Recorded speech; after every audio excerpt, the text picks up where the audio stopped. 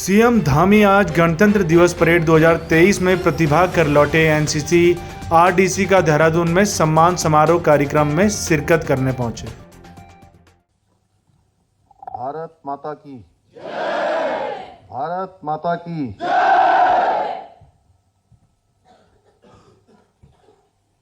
आज के इस एनसीसी कैडेट्स के सम्मान समारोह एनसीसी व आरडीसी दल के दो दक्ष हमारे कैडेट्स हैं जो गणतंत्र दिवस की परेड में प्रतिभाग करके वापस लौटे हैं। आप सब लोगों ने उत्तराखंड के नाम को रोशन करने का काम किया है। मैं आप सभी को अपनी तरफ से बहुत बधाई देता हूं, बहुत शुभकामनाएं देता हूं।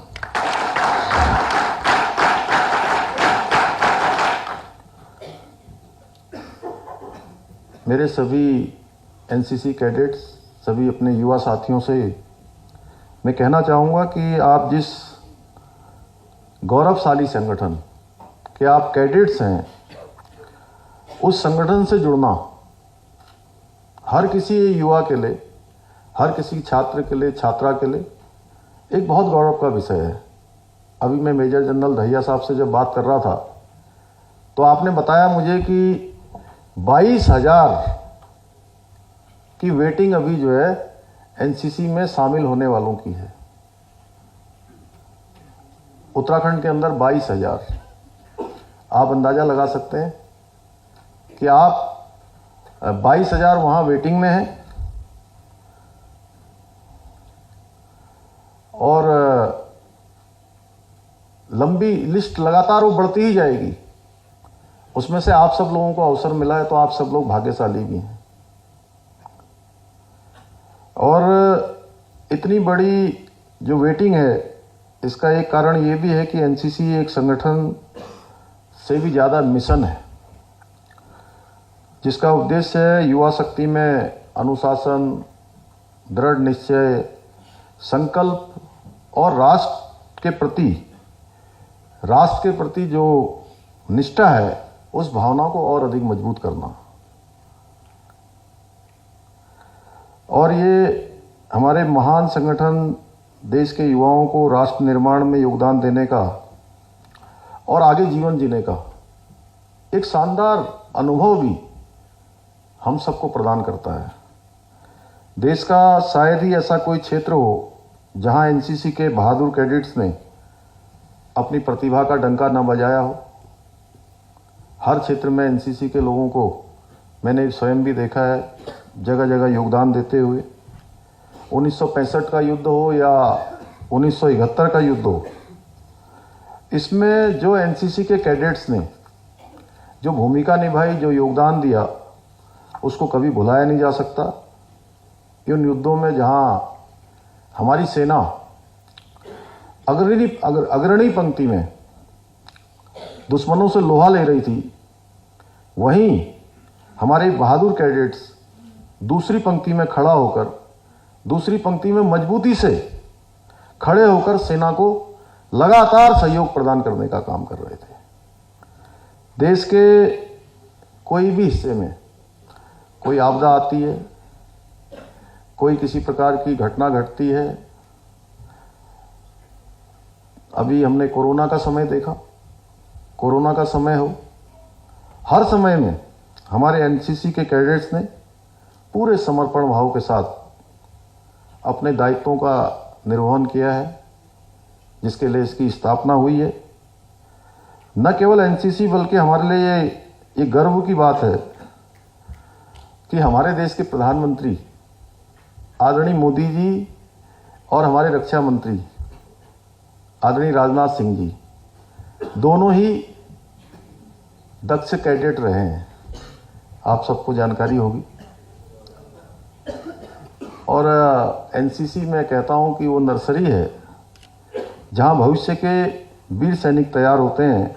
इसलिए वर्तमान में एनसीसी के विस्तार और आधुनिकीकरण पर आदरणीय प्रधानमंत्री जी का विशेष जोर है और विशेष उनका फोकस है।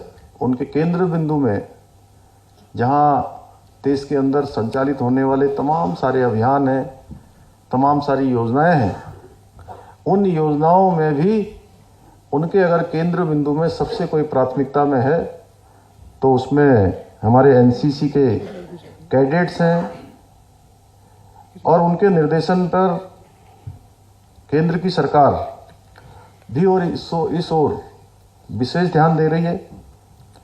आदरणीय प्रधानमंत्री जी की योजना है कि अगले आने वाले समय में 1 लाख नए कैडेट्स तैयार किए जाएं और उसमें से मुझे बड़ा अच्छा लगा कि मेजर जनरल दहिया साहब ने जो जिन एनसीसी कैडेट्स की छात्राओं को मेरे हाथों यहाँ पर प्रोत्साहन दिलवाया, उनका सम्मान किया, उसमें भी जो 1 लाख नए कैडेट्स बनने हैं उसमें से भी प्रधानमंत्री जी की योजना है कि 1/3 छात्राएं हों, 1/3 हमारी मातृशक्ति से हों। इतना ही नहीं, सरकार की योजना है कि जो हमारे बॉर्डर्स के इलाके हैं उन क्षेत्रों में एनसीसी का कार्य और अधिक बढ़ाने का है। और मैं धन्यवाद करना चाहता हूं मेजर जनरल दहिया साहब का, श्रीमती दहिया जी का, कि आपने मुझे भी जब इस कार्यक्रम के बारे में बताया तो मुझे अत्यधिक प्रसन्नता हुई कि मैं आज अपने देश के होने वाले भविष्य, देश के कर्णधार, उन सब से भेंट करने का मुझे अवसर मिलेगा। और वहीं बचपन की जो स्मृतियां हैं वह भी आप सबके बीच में आकर ताज़ा हो गई, क्योंकि मेरे लिए भी ये गौरव का विषय है कि विद्यार्थी जीवन के दौरान मैं भी एनसीसी का कैडेट रहा हूं।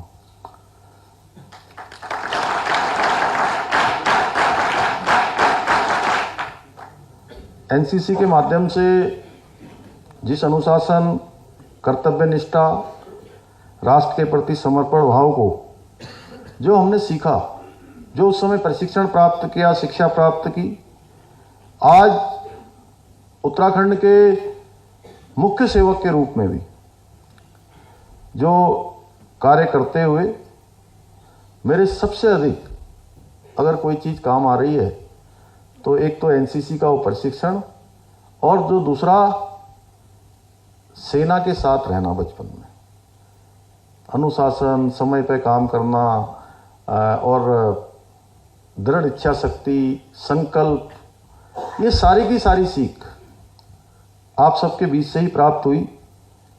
मैं आप सबको यह भी बताना चाहता हूं, एक सैनिक पुत्र होने के कारण जो हमारे संघर्ष हैं, आपके सबके संघर्ष हैं, आपकी जो भावनाएं हैं, उसको मैं बहुत भली भांति महसूस करता हूं, बहुत भली भांति समझता हूं। आप में से भी बहुत सारे कैडेट ऐसे होंगे जिनके परिवार से कोई न कोई सेना में होगा और किसी के पिताजी होंगे, किसी के चाचा होंगे, किसी के मामा होंगे, किसी की दीदी आर्मी में होगी। क्यों होंगी ना? है, जोर से बोलिए, है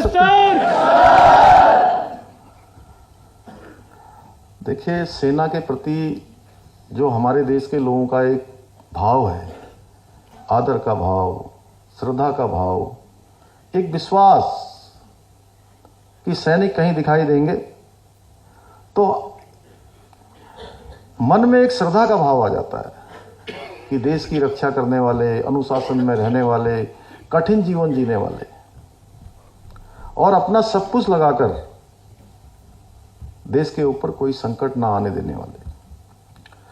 इसका एकमात्र कारण है कि सेना के जवानों के प्रति हमारे देश के प्रत्येक नागरिक के मन में स्वाभाविक रूप से सम्मान और गौरव की भावना होती है।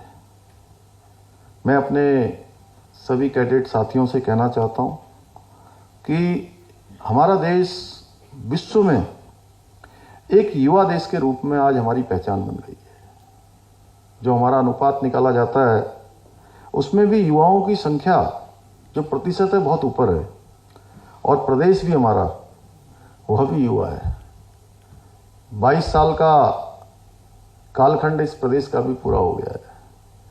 मुझे जहां आप सबको बधाई दे रहा हूं, वहीं एक और जो कर्तव्य पथ की जो इस बार की ऐतिहासिक जो परेड थी, राजपथ से कर्तव्य पथ पहली बार हुआ। मैं प्रधानमंत्री जी का अभिनंदन करना चाहता हूं कि यह कर्तव्य पथ नाम आया और उसकी पहली परेड हुई।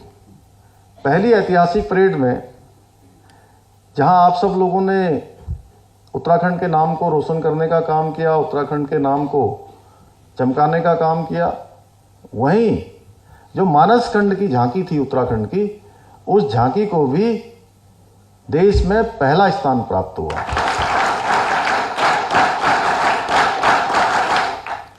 और उसमें भी जो भी कलाकार जिन्होंने भाग लिया था, उन सभी कलाकारों से मिलने का भी मुझे भी अवसर प्रदान हुआ। 2 दिन पहले वो सभी भी मिले थे और मैं इसके लिए आप सबको भी बधाई देता हूं। उत्तराखंड के सभी लोगों को, उत्तराखंड के समस्त हमारे रहने वाले भाई बहनों को, सबको अपनी तरफ से शुभकामनाएं प्रेषित करता हूं। भाइयों बहनों, देश में आज युवा सोच है और देश का युवा हर क्षेत्र में आज आगे बढ़ रहा है। आज प्रधानमंत्री मोदी जी के नेतृत्व में भारत दुनिया के हर क्षेत्र में आज एक नेतृत्वकर्ता के रूप में खड़ा है। एक समय ऐसा भी था जब हमारे देश की बात विश्व के मंचों पर गंभीरता से नहीं सुनी जाती थी। हमारी सही बात पर भी कोई ध्यान नहीं देता था। एक कालखंड वह भी था और एक कालखंड यह है कि दुनिया के सभी देशों के 3 बड़े संगठनों की आज प्रधानमंत्री मोदी जी के नेतृत्व में भारत को उसकी अध्यक्षता करने का भी सौभाग्य प्राप्त हो रहा है।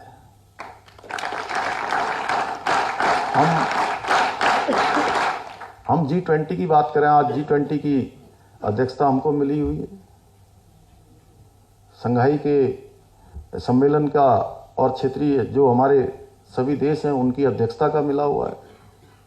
अभी हमको मिलेट वर्ष जो भारत सरकार के अनुरोध पर संयुक्त राष्ट्र ने 2023 को मिलेट वर्ष घोषित किया है। हम कुछ सालों पहले चले जाएं, योग हमारी संस्कृति है, योग हमारी जीवन पद्धति है।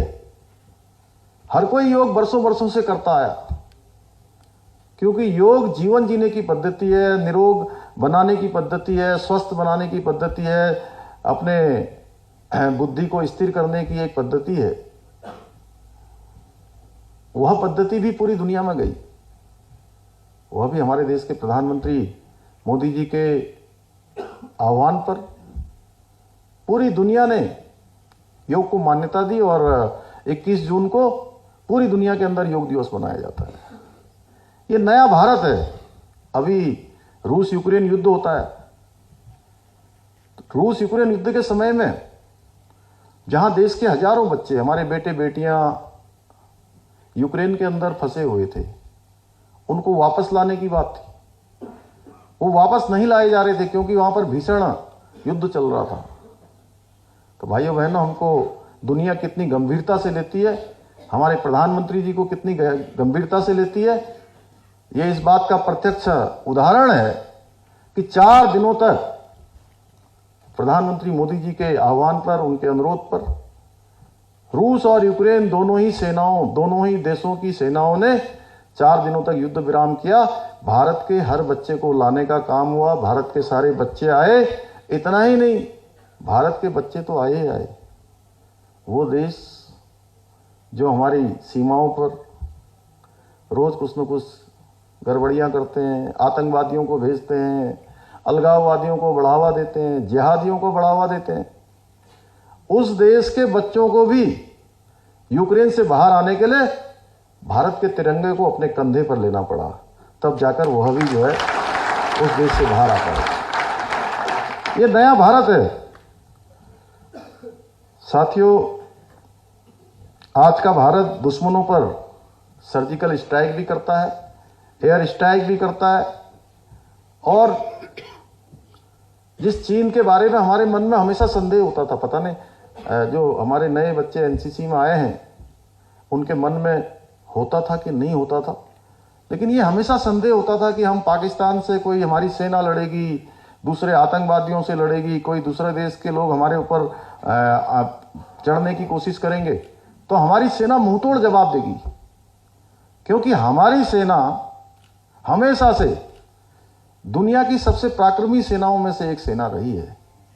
अदम्य साहस, वीरता, शौर्य, पराक्रम हमारी सेना की पहचान रही है, कभी इसमें कोई संदेह नहीं रहा है। लेकिन कुछ चीजें जो हमको विरासत में मिल जाती हैं, उसके कारण से संदेह पैदा होता था कि कभी चीन की सेना आएगी, चीन के साथ युद्ध होगा तो क्या होगा, क्योंकि उस समय का नेतृत्व तो ऐसा था जो आगे पीछे देखकर नहीं बल्कि समझौतों पर समझौते करता था।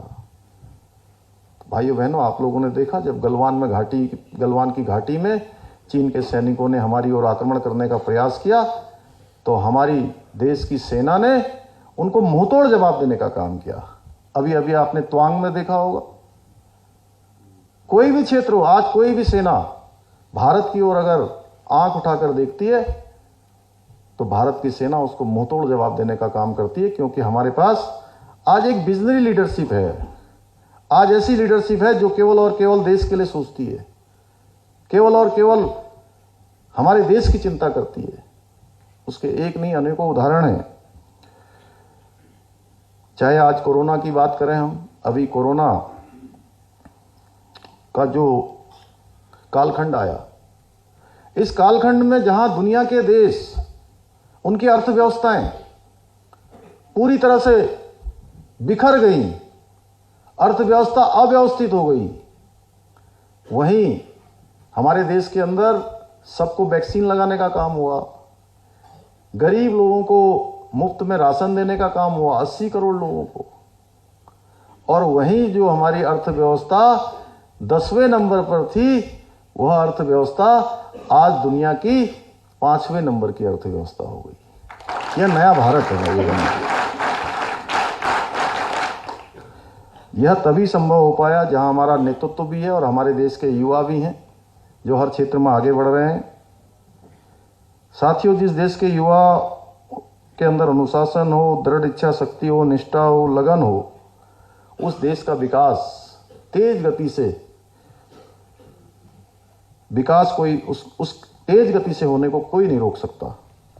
आज आदरणीय प्रधानमंत्री जी के नेतृत्व में सबका साथ, सबका विकास, सबका विश्वास और सबका प्रयास, यह मंत्र आज देश को आगे बढ़ाने का काम हो रहा है। और हमारे प्रत्येक युवा, उनके मन में भी एक विश्वास का भाव और हर भारतवासी के मन में एक भाव पैदा हुआ है। आप कल्पना करिए कि हर भारतवासी आज ये सोचता है कि हम दुनिया का कोई भी क्षेत्र हो, दुनिया का कोई भी मैदान हो, उस मैदान पर हम लीड कर सकते हैं, हम नेतृत्व कर सकते हैं, हम सबसे अच्छा कर सकते हैं। यह भाव भारतवासियों के मन में जगह है। आज हम सब प्रदेशवासियों के लिए भी ये गौरवशाली क्षण है कि गणतंत्र दिवस की परेड में प्रतिभाग करने वाले आप सभी कैडेट्स ने अपने बेहतरीन प्रदर्शन के द्वारा देवभूमि के सामर्थ्य को, समूचे देश को उसका परिचय कराया है। मैं इसके लिए आप सभी को अपने हृदय की गहराइयों से आप सबको बधाई देता हूं, बहुत शुभकामनाएं देता हूं, और अंत में यह कहते हुए कि आप सब लोग जिस क्षेत्र में भी जाएंगे, जिस क्षेत्र में भी जाएंगे, उस क्षेत्र में नेता बनेंगे।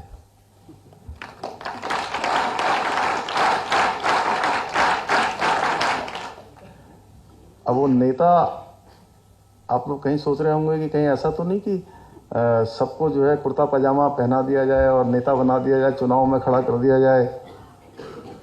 वो नेता केवल चुनाव में खड़े होने वाले नहीं होते हैं।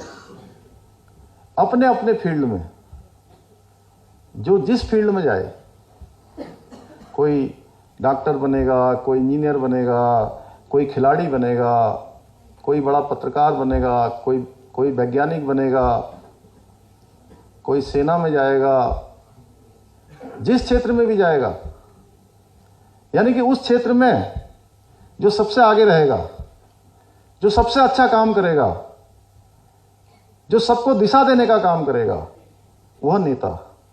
मैंने इसलिए कहा कि आप लोग जिस क्षेत्र में भी जाएंगे उस क्षेत्र में नेतृत्व देने का काम करेंगे, लीडरशिप देने का काम करेंगे, सबको राह दिखाने का काम करेंगे और अपनी पूरी कैपेसिटी के साथ। और हाँ, ये जरूर है कि ये कालखंड ऐसा कालखंड है, ये आप लोगों के जहाँ ट्रेनिंग हो रही है, प्रशिक्षण हो रहा है एनसीसी में, ये कालखंड आपके जीवन में दोबारा कभी नहीं आने वाला है। अब मैं सोचूं कि मैं दोबारा से कैडेट बन जाऊं, बन सकता हूं क्या? तो इसलिए आप भी लोग भी अगर 10 साल 15 साल बाद सोचोगे कि अब हम दोबारा से सीख लें, दोबारा से पढ़ लें, दोबारा से विद्यार्थी बन जाएं, क्लासरूम में बैठ जाएं, तो वैसे व्यक्ति, विद्यार्थी और शिक्षार्थी वो संपूर्ण जीवन भर रहता है। जब तक उसकी अंतिम सांस चलती है तब तक कुछ न कुछ सीखता रहता है। लेकिन ये पढ़ने वाला, शिक्षा वाला, सीखने वाला और ये विद्यार्थी वाला और ये क्लासरूम वाला, ये समय न मेरे जीवन में आया, न मेजर जनरल दहिया साहब के जीवन में आया है, न आपके जीवन में आएगा। इसलिए इस समय का पूरा संपूर्ण सदुपयोग करिए और जो काम दिया गया है, जो काम सामने है, उसको पूरे मनोरथ के साथ करिए, पूरे समर्पण के साथ करिए, पूरी इच्छा शक्ति, संकल्प शक्ति लगाकर मिशनरी बनकर और जीवन में संकल्प लेकर, उसमें कोई विकल्प नहीं आना चाहिए। संकल्प में अगर विकल्प आ गया तो संकल्प टूट जाएगा, रास्ते हमारे दूर हो जाएंगे, मंजिल हमसे भटक जाएगी, सपने हमसे रूठ जाएंगे। और संकल्प में विकल्प नहीं आएगा तो संकल्प पूरा होगा, हमारा जो लक्ष्य है वो हमको प्राप्त होगा और जो हमारा मिशन है वह भी पूरा होगा। मैं आज पुनः आप सबको बहुत बधाई देता हूँ, बहुत शुभकामनाएं देता हूँ और आपके मंगलमय उज्जवल भविष्य की कामना करते हुए अपनी वाणी को विराम देता हूँ। जय हिंद।